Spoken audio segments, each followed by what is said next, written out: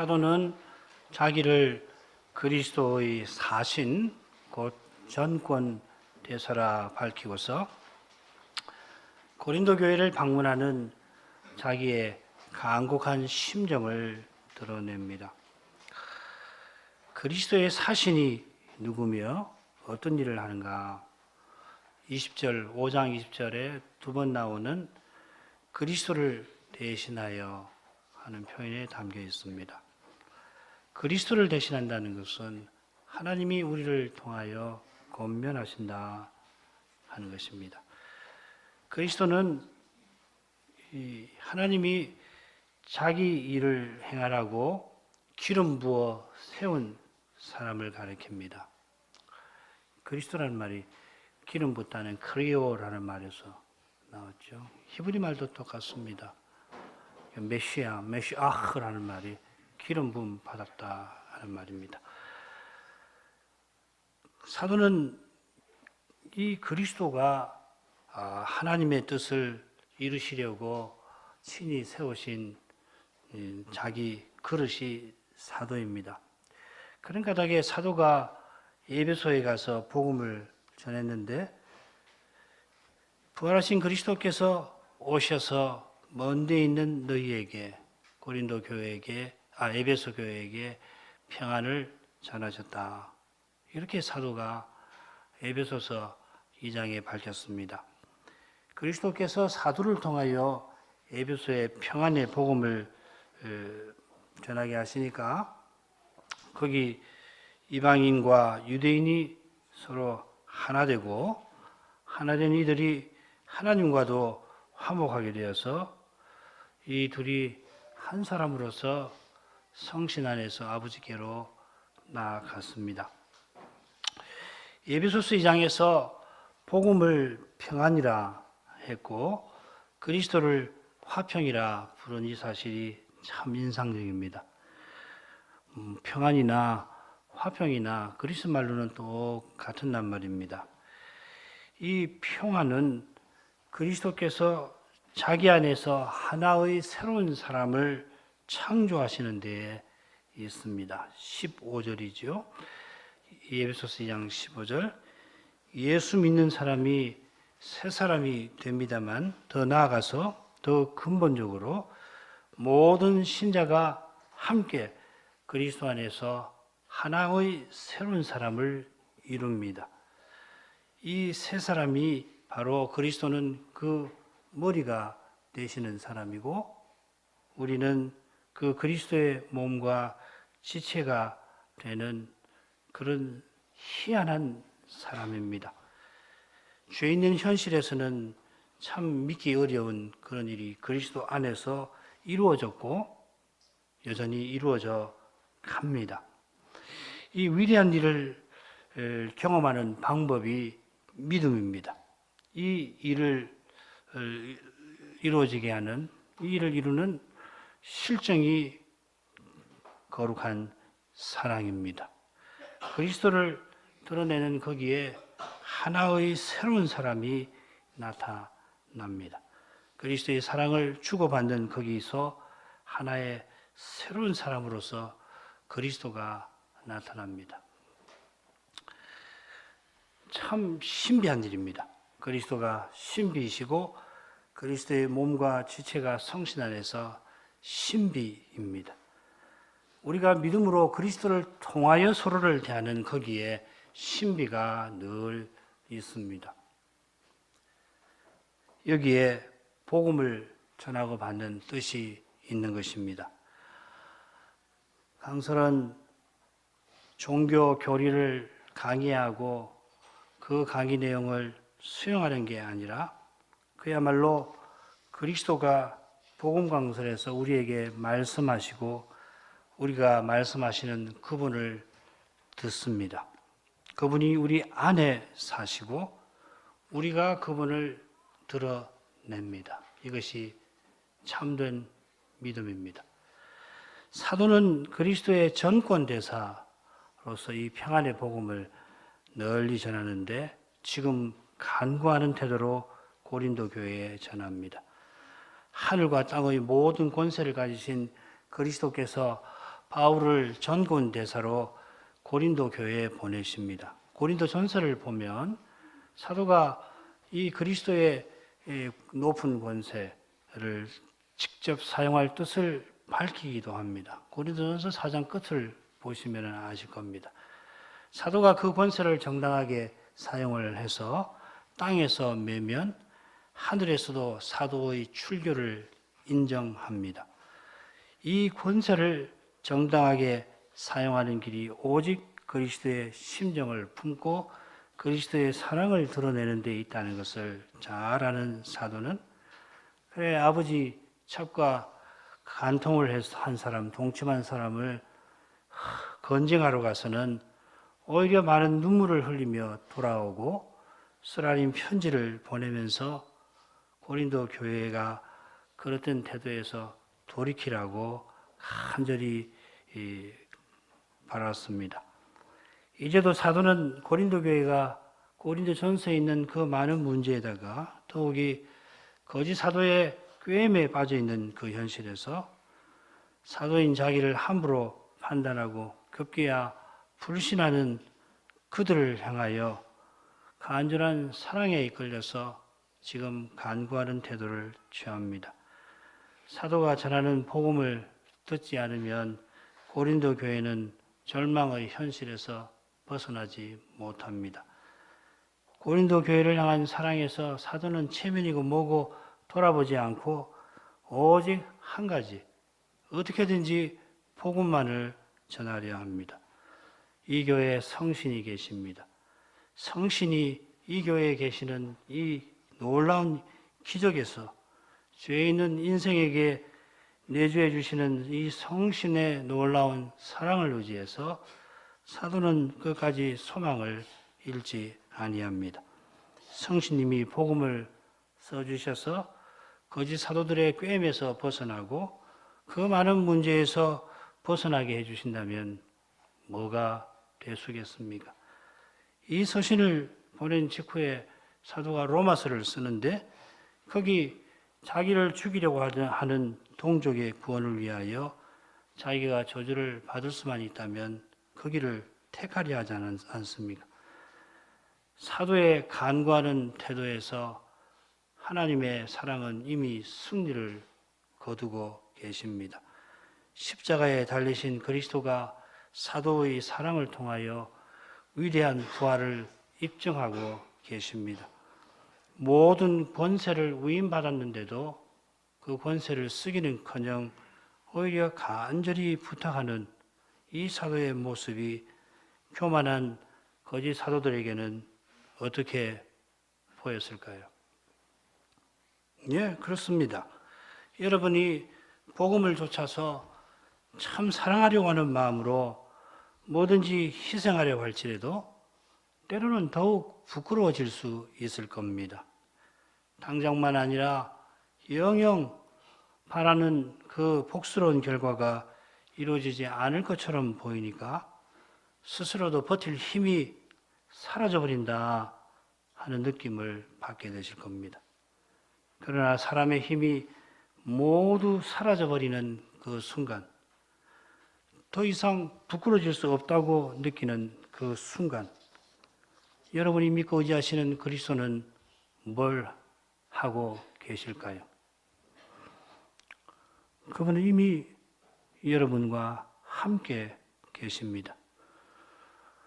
그분은 우리가 더 이상 부끄러움 당하지 않게 하시려고 십자가에서 우리 대신해서 모든 부끄러움을 당하셨습니다.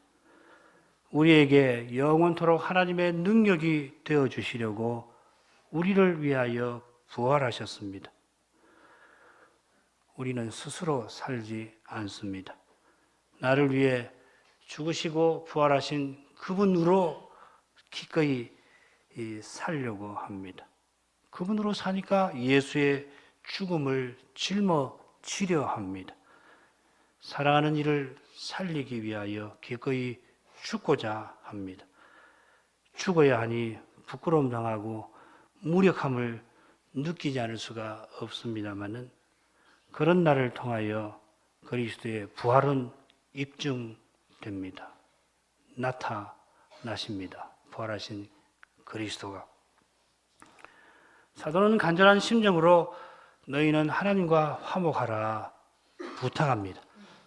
간과하는 태도로 이렇게 권했다면 고린도 교회가 지금 어떤 형편에 있는지 짐작하고 남음이 있습니다. 그 형편은 짧은 기간에 보낸 두 서신에 고린도 전후서에 잘 드러나 있습니다. 그 교회의 형편은 죄의 현실입니다. 우리의 죄가 곧 문제입니다. 모든 문제의 문제가 죄입니다. 이 고백은 그저 내 탓이요, 내 탓이요, 자기 가슴을 치면서 내 탓이요, 내 탓이요 하는 게 아니라 오직 은혜로 이 끔찍한 죄의 현실을 견디고 더 이상 부끄러움을 당할 수 있을까? 내가 이러고도 더 뭘 할 수가 있을까? 그런 느낌을 갖게 하는 죄의 현실을 끝까지 견디고 그리스도만 참된 해답이심을 소망하자 하는 것입니다. 고린도 교회들어 그리스도께로 돌아가라고 지금 권합니다. 그리스도를 전하는 복음을 꼭 들으시라고 부탁합니다. 부탁하는 사도의 마음에 이미 그리스도가 계시고 그분만 계십니다. 그 마음은 오직 은혜만 구합니다. 이것이 오직 믿음입니다. 오직 믿음은 거룩한 사랑으로 나타납니다. 내 원수를 향하여도 사랑의 마음을 잃지 아니합니다. 원수 노릇하는 동족을 위해서 기꺼이 죽는 정도가 아니라 목숨을 버리는 정도가 아니라 만일 할 수 있다면 저주라도 받으려 합니다. 참으로 사랑하려고 하는 분들은 사도의 마음을 헤아릴 수 있으실 겁니다. 이 사랑이 그리스도를 십자가로 나아가게 하였습니다. 십자가로 나가신 성자 하나님이 이런 사랑을 나타내셨습니다. 이 사랑이 아니었다면 우리 가운데 구원받을 사람 단 한 사람도 없습니다. 거룩한 교회 없습니다. 나아가 이 세상이 남아있지 못합니다. 지금 여러분 눈앞에 있는 이 생생한 현실은 신기루로 사라져버릴 겁니다. 예수님이 이런 사랑으로 십자가를 지시지 않았더라면. 사랑하는 이를 향하여 죽을 것 같은 슬픔을 겪는 것도 다 허망해질 것입니다. 시도 사라져버리고 음악도 소음으로 변할 것입니다. 십자가의 역설 위에 모든 진리가 견고히 섭니다. 십자가의 사랑 위에 참된 사실이 있습니다. 그 사랑을 본받는 거기에 진실이 있습니다. 참된 관계가 이루어집니다. 바로 이것이 그리스도 안에서 하나님이 자기와 세상을 자기와 화목하게 하신다 하는 뜻입니다. 이제 사도가 이렇게 부탁하는 근거가 어디 있는가? 고린도서 5장 마지막에서 살필 수 있을 겁니다. 하나님이 죄를 알지도 못하신 자로 우리를 대신하여 죄를 삼으신 것은 우리로 하여금 저희 안에서 하나님의 의가 되게 하려 하심이니라. 21절이 너희는 하나님과 화목하라 명령하는 근거라고 말씀을 드렸는데 이건 순전히 제 추측일 겁니다만은 사도가 지금 대피라는 사람을 앞에 두고서 서신을 불러주는데 너희는 하나님과 화목하라 여기까지 말하고는 잠시 침묵하다가 21절을 아주 천천히 묵직하게 말했을 것 같습니다. 이건 순전히 제 추측입니다. 사도의 서신을 보면 왜냐하면이라는 단어가 얼마나 자주 나오는지 모릅니다. 가령 고린도후서 5장 처음으로 가보면 이 왜냐하면이란 말이 1절에 나오고 2절에 나오고 4절에 거푸 나옵니다. 3번 나오는 것은 거푸 나오는 것은 흔하고요. 심지어 4번 거푸 나오는 경우가 고린도후서에 여러 번입니다. 문장 끝나고 왜냐하면 왜냐하면 이유나 근거를 댈 때 쓰는 말 아닙니까? 그렇게 자주 쓰는 표현이 21절에 얼마든지 나올 뻔한데 그렇지 않습니다. 강혹한 심정으로 정말 사랑하는 어머니가 사랑으로 가득해서 방황하는 자녀에게 제발 돌아오너라 이런 태도로 권한 다음에 사도는 이내 그리스도의 십자가와 부활로 우리를 대신하여 십자가를 지신 그리스도께로 그 마음이 향하였던 것 같습니다. 사도로서 모든 권세를 다 제쳐놓고 강곡하게 권할 때 그 마음은 마치 쏟아진 물과 같이 되었을 텐데 그 마음을 하나님이 부활하신 그리스도에게로 향하게 하셨던 것입니다. 모든 절망 중에서도 모든 소망 되시는 그리스도는 구구한 이유를 댈 필요가 없게 하십니다. 그저 그분은 우리가 의탁할 뿐입니다. 이미 내 마음을 다 아시는 그분, 나도 모르는 현실을 이미 쥐고 계시는 그분,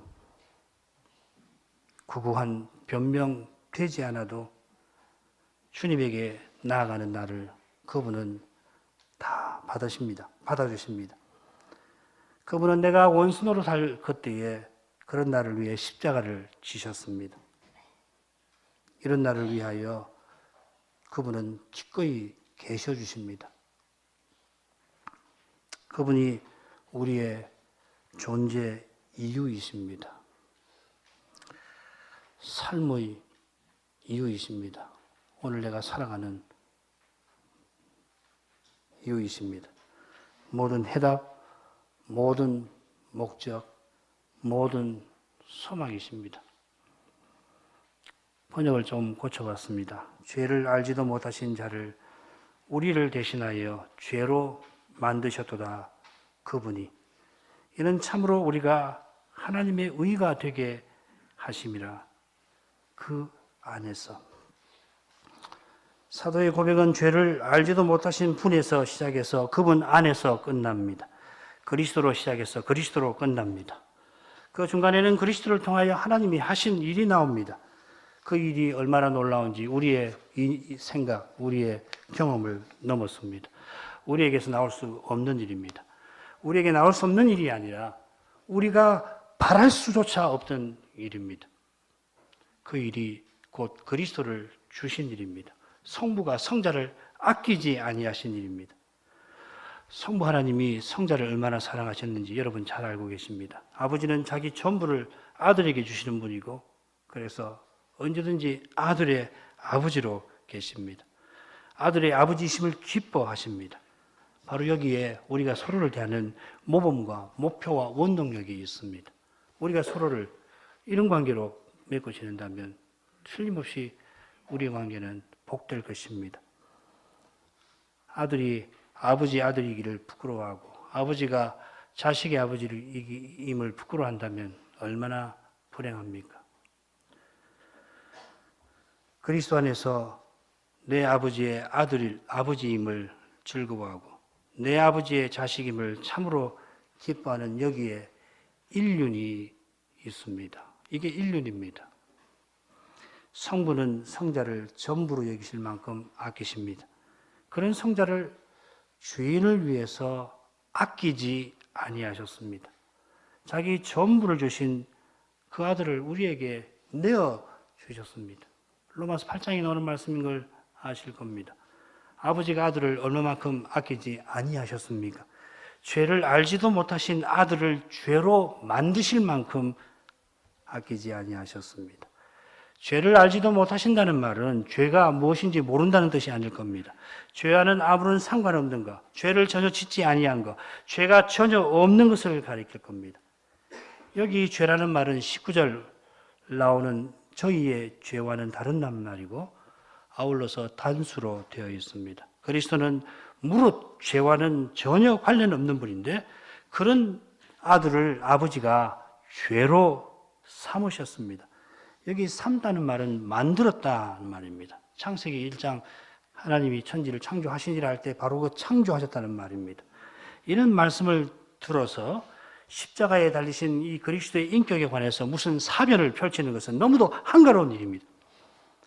죄를 모르는 분을 죄로 삼으신 일을 어떻게 설명할 것입니까? 이성을 넘어서는 일입니다. 우리가 분명히 아는 것은 그리스도는 죄가 전혀 없는 분이라는 사실입니다. 정죄받아 십자가에서 저주 받으셨습니다마는 그 받으신 일을 통하여서도 아버지의 뜻을 다 이루셨다는 사실입니다. 이 모든 일이 하나님의 거룩한 사랑에서 나왔습니다. 주님 다시 오시는 날까지 그 어떤 신학도 이 신비를 다 해명하지 못할 겁니다. 어느 신자도 이 신비를 다 깨닫지 못합니다. 오히려 그 신비에 감사해서 재림하시는 그날까지를 매 순간 살아갈 것이고, 이 신비 위에서 무릇 신학도, 학문도, 예술도, 윤리도 존재할 수 있게 될 것입니다. 하나님이 우리 대신 아들을 죄로 삼으신 것은 우리를 하나님의 의 되게 하심입니다. 우리는 죄인입니다. 믿은 후에도 여전히 죄인입니다. 신자는 은혜로 의롭다 하신 죄인입니다. 우리 스스로는 죄만 내놓을 뿐인 우리에게서 하나님이 은혜로 선을 이루게 하십니다. 우리 고백서에서 잘 지적하듯이 우리가 내놓는 선마저도 우리의 죄에 오염되어 있고, 우리의 연약함은 이 선행마저도 죄 짓는 기회로 변질시키는 데 있습니다. 이런 죄인을, 이 연약한 인생을 하나님의 의가 되게 하신다니, 이 하나님은 대체 어떤 분이십니까? 이 하나님 하시려고 하는 이런 신비라는 표현으로도 부족합니다. 하나님은 우리가 표현할 수 없는 분입니다. 설명할 수 없는 분입니다. 다만 그분의 말씀으로 찬송 드릴 분입니다. 이 하나님이 사도들어 너희는 하나님과 화목하라고 간구하게 만드셨습니다. 사도가 동족을 위해서 저주 받으려고 하는 그 마음이 사랑의 하나님을 바라보는 데서 나왔습니다. 위대한 사도가 남을 구원해 보려고 자기가 저주를 받겠다, 이게 얼마나 터무니없는지 이 사도가 몰랐겠습니까? 하나님의 사랑이 가장 터무니없는, 그러나 분명한 사실인 까닭에 그 사랑에 이끌린 사도의 입에서 사랑의 전류가 나왔습니다. 이 서신을 기록하면서 곧 고린도를 방문하려고 하지만 그 일을 생각하면 사도가 도무지 발길이 떨어지지를 않았을 것입니다마는 주님의 사랑이 기꺼이 간구하도록 만듭니다. 어서 고린도를 가야지, 그런 마음이 일어납니다. 현실을 생각하면 발길이 떨어지지 않습니다. 그러나 하나님의 사랑을 생각하니 가야지, 어서 가야지. 이것이 저의 안에서 이루어지는 일입니다. 오직 그리스도 안에서 우리가 참된 사랑을 나타낼 수 있습니다. 조금이라도 그리스도 없이 무엇을 하려 한다면 죄의 현실이 당장 벌어질 것입니다. 하나님을 위한다면서 하나님을 부끄럽게 만들 겁니다. 그러나 우리가 아무리 어려운 현실에 처하였더라도 그리스도 안에서는 소망을 잃지 않습니다. 중요한 것은 그런 우리를 통해서 그리스도가 친히 하나님의 뜻을 이루고 나가신다 하는 겁니다. 여전히 나는 어려운 현실을 잘 가늠하지도 못하고 그 현실 안에 있는 나 자신도 잘 모릅니다. 자기가 왜 그런지 몰라요. 내가 지금 왜 이러지? 도대체 현실이 왜 이렇게 됐을까라는 생각과 아울러서 내가 지금 뭘 하고 있는 건가? 내가 왜 지금 무슨 생각하고 있는 건가? 내가 왜 지금 이러고 있지? 예. 연약한 우리로서는 그렇게 됩니다만은, 그런 나와 이 나의 현실을 주님은 다 아시고 나를 사랑하셔서 그 현실에서 약속하신 일을 이루고 계십니다. 우리를 주님 안에 있게 하십니다. 그 어떤 것도 주님의 사랑에서 우리를 끊어내지 못합니다. 그분의 사랑이 허락하지 아니하실 것입니다. 이제 그 다음 단락으로 가려겠는데, 넷째 부분이 됩니다. 첫 번째 본론의 네 번째 부분입니다.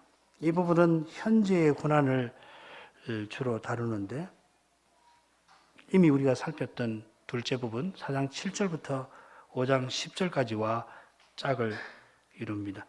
거기서는 현재의 고난이 장래의 영광을 이룬다 하는 주제가 선명했는데 여기서는 사도가 현재의 고난에 관해서 어떤 교훈을 베푸는지 우리가 함께 살펴가야 할 것입니다. 도표는 줄거리는 참조하시면 됩니다. 먼저 이 부분의 줄거리를 한번 보지요. 이 부분에는 이미 잘 아시는 대로 사도가 자기가 사도인 증거를 제시하는 목록이 길게 나옵니다. 사도됨의 목록이라 할 수 있습니다. 이 목록 앞에는 자기가 사도로서 고린도 교인들을 권하는 내용이 먼저 나옵니다. 한번 보시죠. 왼쪽부터 하나님의 동력자로서 내가 권한다. 그리고 3절 이하에서는 사도직을 수행하는 태도가 나오는데 그 중간에 지금은 구원의 날이다. 은혜의 날이다. 은혜 받을 만한 날이다. 그래서 내가 여러분을 이렇게 대합니다. 그리고 사도로서 이렇게 살아왔습니다. 이렇게 살아온 내가 지금 여러분을 방문합니다. 특별히 여러분 은혜를 헛되게 받지 마십시오. 그렇게 전하는 겁니다. 사도직을 수행하는 태도의 그 목록이 길게 나오는데 그 보십시다. 3절부터 4절 상반절까지는 자기가 사도됨에 된 증거를 길게 제시하는 이유를 먼저 언급을 합니다. 어떻게든지 이 직책이 회방받지 않도록 내가 살아왔다. 그래서 먼저는 10가지 고난을 언급을 하고요. 그리고 8가지로 봉사하는 태도가 어떤 것이었나, 어떤 것인가를 제시하고 다시 10가지를 대조하는데 이 10가지 대조는 결국은 어떻게 고난을 받는가, 고난 속에서 어떻게 견디는가, 어떻게 고난을 이기는가 하는 내용이죠. 우리 청소년들 한번 이 줄거리 참고해가지고 또 이 부분을 자세히 보세요. 얼마나 읽으면 뭐 이렇게 이런 이야기가 지루하게 이렇게 길게 이야기하나 싶어도 사도가 이걸 뭐 장황하게 기록하는 것 같아도 자기 삶을 요약을 하는 거거든요. 그리고 그걸 왜 여기서 이런 이야기를 하는가? 그만큼 고린도를 방문하는 일이 사도에게는 굉장히 어려운 일입니다. 왜 그런지 오늘 말씀에서도 한번 그 이유를 한번 찾아보세요. 사도가 얼마나 괴로울까? 그런 걸 한번 생각을 해보십시다. 1절은 고린도서 5장 20절과 비슷합니다. 그래서 이 6장 2절까지를 혹은 3절까지를 고린도 전서 5장 후반부와 연결해서 단락을 짓는 분들도 많습니다. 사도가 그리스도의 사신으로 너희는 하나님과 화목하라고 했는데 여기서는 우리가 하나님과 함께 일하는 자로서 하나님의 은혜를 헛되이 받지 말라고 권합니다. 매우 비슷하지요. 그래서 붙여 읽어도 뭐 아무 상관없습니다. 줄거리 이렇게 만들었다고 해서 이게 뭐 절대적인 것도 아니고요. 붙여 읽으시려면 얼마든지 그렇게 하셔도 좋습니다. 그러나 6장에서 새로운 주제를 다룬다 이렇게 볼 수가 있습니다. 무엇보다도 자기의 고난을 길게 언급하는 사실입니다. 4절 이하에 사도됨의 목록이 나오는데 대부분이 고난에 관한 겁니다. 사도가 자신의 고난을 언급하는 것은 이 고난의 삶을 통하여 그 맡은 직분을 순전하게 이루려고 힘썼다. 내가 사도입니다 하는 겁니다. 여러분 지금 거짓 사도들에게 게임에 속아서 저를 불신합니다만 제가 사도입니다. 제가 이렇게 살아왔습니다 하는 거예요. 여기 이 하나님의 일꾼이라는 말이 나오죠. 1절에는 하나님과 함께 일하는 자라 했습니다. 하나님의 일꾼이라고 했는데 직분자라는 말입니다. 사실은. 아울러서 이 부분에서 사도는 지금은 은혜 받을 만한 때라고 강조합니다. 이 구약의 위대한 예언이 실현되어 가고 있는 그 시대를 살고 있다는 겁니다. 구약 선지자들이 예언하던 그 종말이 이제 시작되었기 때문에 이 위대한 시대의 부름을 받은 직분자로서 자기가 하나님의 은혜를 전하는 이 직분을 어떻게 이루려고 하는지를 강조를 하는 겁니다. 동시에 여러분도 지금 이렇게 하고 사실 때가 아닙니다 하는 겁니다. 이런 위대한 시대가 왔는데 지금 대체 뭘 하고 있습니까? 하나님 은혜를 이렇게 받아놓고서 지금 대체 뭘 하고 계시는 겁니까? 그걸 고린도 교인들에게 일깨우는 거겠죠. 그런 심정에서 고린도 교회를 지금 방문하는 중입니다. 하러 가고 있습니다. 그 여행길에 있습니다. 말씀드린 대로 고린도 교회가 은혜를 헛되게 받는 형편에 있기 때문에 헛되이 받지 마십시오 하고서 그 은혜 복음을 전하려 하는 겁니다.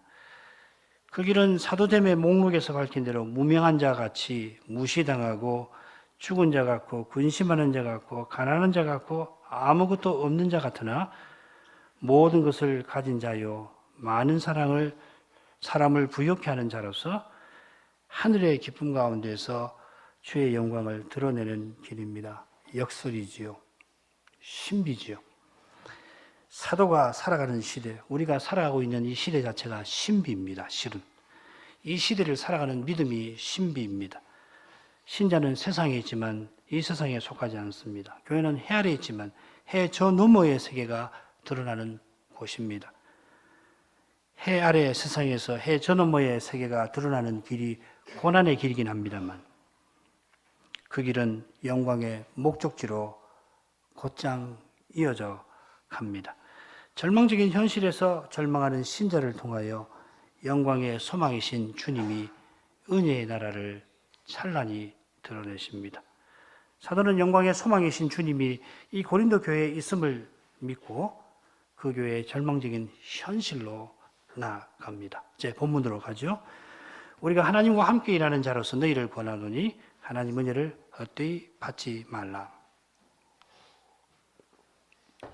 여러분 갖고 계시는 성경 보시면은 하나님과라는 낱말이 작은 글씨로 되어 있을 겁니다. 이건 원문에 없는 말이라는 말입니다. 없는데 번역하시는 분이 문맥의 뜻을 살려서 집어 넣은 것입니다. 고린도후서 5장 20절에 하나님이 우리로 너희를 권면하시는 것 같이 우리가 간구한다고 했습니다. 고린도전서 3장 9절에서는 우리가 하나님의 동력자들이라고 밝힙니다마는 하나님과 함께 일하는 자라기보다는 이 고린도전서 3장 9절에서는 하나님이 쓰시는 일꾼이라는 점이 강조되어 있습니다. 거기 보면 사도는 심었고 아볼로는 물을 주었으되 자라게 하시는 분은 하나님이시다 하면서 우리가 하나님의 동력자라 했습니다. 그런데 여기서는 하나님과라는 표현이었고 함께 일한다 이렇게 되어 있지만 사도가 권할 때 하나님이 권면하시는 것이다 하고서 사도가 강조를 합니다. 하나님의 말씀을 전한다는 것이죠. 자기가 전할 때 하나님도 말씀하신다. 어떻게 새기든지 사도의 권면은 묵직합니다. 앞서 사도는 그리스도를 대신한 사신으로 고린도 교회를 방문하면서도 어떻게든지 도우려고 강구하는 태도를 취했습니다. 지금은 자기가 하나님과 함께 일하는 사람으로서 하나님이 이 교회에 전하시려는 말씀을 전달하려는 겁니다. 아마 바로 앞에서 사도가 절절한 사랑에서 간구한다고 했습니다마는 이 표현을 듣고서 고린도 교인들이 혹시라도 자기네가 무엇을 사도에게 주는 것 같이 내가 제발 여러분 이렇게 해 주십시오. 부탁합니다 하니까 그런 말을 듣고도 사랑을 포착하지 못하는 사람은 내가 뭘 줄 수 있는 것처럼 착각할 수 있잖아요. 그렇게 하지 말고 겸손한 태도로 전하는 말씀을 듣게 하려고 하는 것 같습니다. 내가 여러분 사랑해서 간구하는 태도도 마다하지 않았습니다마는 그러나 여러분 내가 전하는 이 말은 내 개인의 말이 아닙니다. 하나님의 말씀입니다. 그러니 꼭 이 말씀을 들으셔야 합니다. 이렇게 이야기를 하는 겁니다.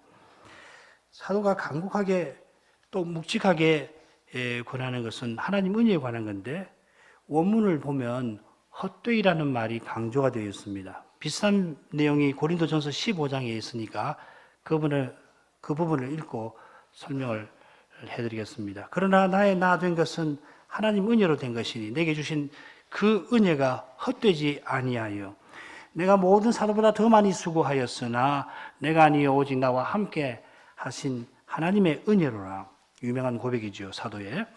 앞뒤로 하나님의 은혜가 전부라는 고백이 나옵니다. 나의 나 된 것도 하나님 은혜로 되었고 내가 사도로 봉사한 그 모든 것도 내가 한 것 아니고 나와 함께 하는 하나님 은혜, 나와 함께 하신 은혜라고, 하나님의 은혜라고 했지만 사실은 나와 함께 하는 은혜입니다. 우리말로 번역해도 좋습니다만은 원문으로는 나와 함께하는 하나님의 은혜 이렇게 되어 있습니다. 그 중간에 하나님 은혜가 헛되지 아니하였다고 밝히는데 그 내용이 뭐냐면 내가 모든 사도보다 더 많이 수고한 것과 붙어 있습니다. 사도는 하나님 은혜 없이 자기는 아무것도 아니고 자기가 아무것도 행하지 못했다고 고백하는 겁니다. 하나님 은혜 없이는 요컨대 자기가 헛됩니다. 은혜 없는 우리의 활동은 텅 빈 것입니다. 없는 것보다 못한 겁니다. 그렇다면 은혜를 헛되게 하는 경우는 어떤 걸까요? 그저 우리가 하나님 바라시는 일을 제대로 해내지 못하는 것일까요? 뭐 그럴 수도 있겠죠.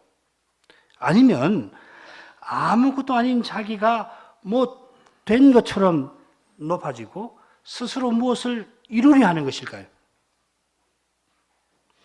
자기가 아무것도 하지 못하는 현실에 괴로워하고 나는 왜 이 모양인가? 하나님 은혜를 그렇게 받아놓고서도 내가 대체 지금 뭘 하고 이렇게 형편없이 살 수 있나? 그러면서 울면서 하나님 은혜를 구하는 사람이 있다면 거기서는 여전히 은혜가 전부입니다. 그러나 자기가 스스로 무엇이 되려고 하고 스스로 무엇을 이루려고 한다면 하나님 은혜를 헛된 것으로 만듭니다. 바로 이것이 고린도 전서에 기록된 고린도 교회의 그 문제입니다. 그런 점에서 이 고린도 전서 마지막에 부활을 전하는 사도의 심정과 태도를 살피면 큰 유익이 있습니다. 왜 부활이 문제인 교회의 부활을 고린도전서 마지막에 전했고 이런 자기 고백을 했는가 하는 겁니다. 교회 여러분, 하나님 은혜는 대체 무엇입니까? 은혜는 그저 우리에게 조금 부족한 뭘 메워주는 그런 것입니까? 그런 것 아니죠. 은혜는 우리에게 전부입니다. 우리에게 전부일 뿐만 아니라 하나님 은혜는 하나님에게 전부이신 아들을 내어주시는 것입니다. 하나님의 전부인 그리스도가 바로 하나님의 은혜 그 자체이십니다. 그런 까닭에 우리는 은혜를 거저 받을 뿐입니다. 내가 행한 그 어떤 것으로도 내 전부라도 이 세상 전부라도 은혜 받지 못합니다. 값 없이 주시는 것은 그 값을 조금도 치를 수 없는 까닭입니다. 오직 거저 받을 것입니다마는 결코 값싼 것일 수가 없습니다. 값 매길 수가 없는 것입니다. 거저 주신 은혜를 값싼 것으로 만드는 것이 바로 헛되이 받는 것입니다. 은혜는 우리 전부입니다. 그리스도는 우리 모든 것입니다. 우리가 그리스도를 위하여 있습니다. 그분을 위하여 살고 있습니다. 내 말, 내 행위가 그분을 드러내기 위함입니다. 은혜를 헛되게 받지 않을 길은 오직 그리스도라는 고백에 있습니다. 사도가 이렇게 권할 때 그 마음을 사로잡는 중요한 사실이 있습니다. 6장 2절이 그것인데 제가 사역을 읽어볼게요. 이는 그분이 말씀하시되 은혜 베풀 때에 내가 너를 들었고 구원의 날에 너를 도왔다 하심이라. 보라, 이때는 은혜 받을 때라. 보라, 이 날은 구원의 날이라. 앞서 말씀드린 이는 왜냐하면 이 자주 나오는 낱말이 2절 처음에 나옵니다. 2절은 1절의 이유입니다. 사도가 간곡하지만 묵직하게 은혜를 헛되이 받지 말라 권한 이유가 2절에 나옵니다. 그 이유는 사도가 지금이라고 부르는 이 시대의 특징과 붙어 있습니다. 다른 시대에도 은혜를 헛되이 받지 말아야 하는데 지금은 특별히 그렇습니다. 2절에서 한 가지 또 주목할 점은 사도가 구약을 인용하면서 그분이 말씀하신다 한 겁니다. 한글 개혁은 하셨으니 했습니다만 사도는 말씀하신다, 말씀하고 계신다 했습니다. 인용한 말씀은 이사야 49장에 나옵니다. 이사야의 4편의 종의 노래가 나오는데 두 번째 종의 노래 49장 1절부터 6절 이어서 나오는 말씀입니다. 두 번째 종의 노래가 어떤 교훈을 담고 있는지를 잘 안다면 사도가 이 말씀을 여기 인용한 그 의중을 더 잘 헤아릴 수 있을 겁니다. 그러나 우리가 그 교훈을 잘 모른다 하더라도 여호와의 종으로서 세상에 오신 여호와에게서 구약의 말씀이 성취되는 그 사실을 분명히 볼 수 있습니다. 여전히 구약의 많은 말씀이 미련한 우리에게 가려져 있습니다만 여호와의 종으로 오신 여호와, 여호와의 종으로 세상에 오신 여호와, 곧 말씀이 육신이 되신 그리스도는 구약을 여는 열쇠로 계십니다. 우리가 구약을 여전히 조금밖에 모를지라도 그리스도의 몸과 제체로 서나간다면 이미 그리스도께 성취된 구약의 예언이 그런 우리를 통하여 더욱 그 내용을 드러낼 것입니다. 하나님이 연약한 인생을 통하여 친히 언약을 이루어 가시는 그 교훈을 우리가 맛볼 것입니다. 이 말씀을 더욱 깨닫게 하시는 그분이 우리들로 더욱 의지하게 만들고 더욱 찬송하게 만드실 것입니다. 그분이 말씀하고 계시는 것은 내가 이사야를 통하여 예언한 그것을 지금 이루고 있다고 선언하시는 것입니다. 이사야 49장을 보면 여호와께서 자기 종에게 내가 이스라엘 중에 보존된 자를 돌아오게 할 것은 오히려 경한 일이라. 바벨론에 포로 잡혀갔던 이스라엘을 돌아오게 하는 일은 작은 일이라 하시고 내가 또 너로 이방의 빛을 삼아 나의 구원을 베풀어서 땅 끝까지 이르게 하리라 하셨습니다. 이게 둘째 종의 노래의 결론입니다. 바로 이 예언이 지금 사도의 시대에 이루어져 가고 있습니다.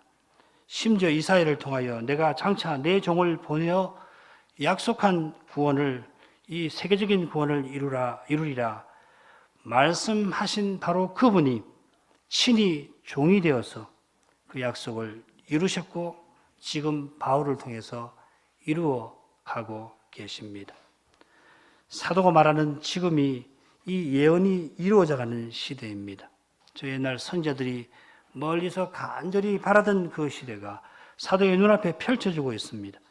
저 먼 옛날부터 여호와께서 친히 언약을 대대로 이루어 오셨는데 그 모든 일은 메시아를 장차 보내어 영원한 나라를 세우시기 위함이었습니다.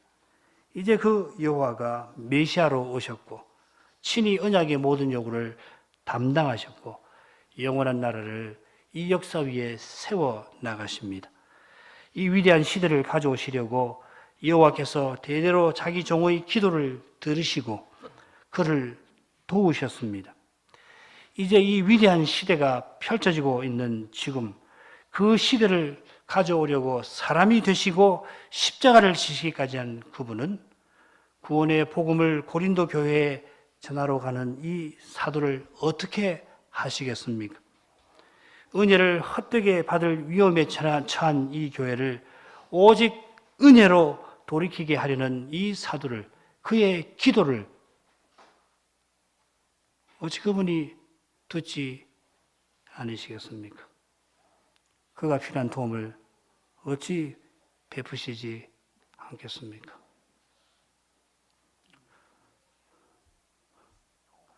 기도하겠습니다. 거룩하신 아버지, 사도가 눈에 보이는 어려운 현실에도 말씀을 의지하여 그 힘든 현실로 나아간 그걸 오늘 함께 다시 살피게 하십니다.